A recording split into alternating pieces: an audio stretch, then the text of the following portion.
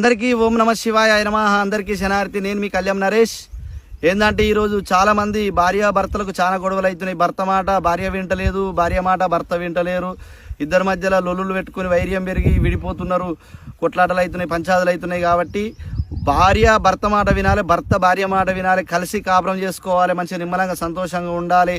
అలాంటి లొల్లులు పెట్టుకునే వాళ్ళకు మాత్రమే ఇది మంచిగా కలిసి కాపురం చేసుకోవాలనుకున్న వాళ్ళకు ఇది చెప్పాటు అలం అంటారు. ఇది భూమి మీద వారుతుంది. చెప్పాటు అలము అరుదైన మొక్క.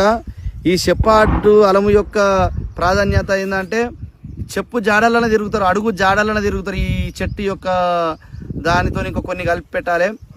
ఇది కుక్కపాలు, బరిజనగలు ఉంటాయి కదా, బరిజనగలు ఇంకా కొన్ని చెట్లు కలిపి పెట్టాలి. ఇది ఓన్లీ కాళ్ళకు పాదాలకు రాసేది మాత్రమే, ఇది రుద్దడం మాత్రమే. ఇది నెంబర్ 1 చెట్టు. ఆ విధంగా వేసుకున్నట్టయితే భార్య కానీ భర్త కానీ, భర్త మాట భార్య వింటది, భార్య మాట భర్త వింటాడు. వాళ్ళు ఎవరు పెట్టినా వాళ్ళకు వశమై వాళ్ళు నిమ్మలంగా కలిసి కాపురం చేసుకుంటారు. ఒకరి మాట ఒకరు వింటారు, అన్యోన్యంగా తిరుగుతారు.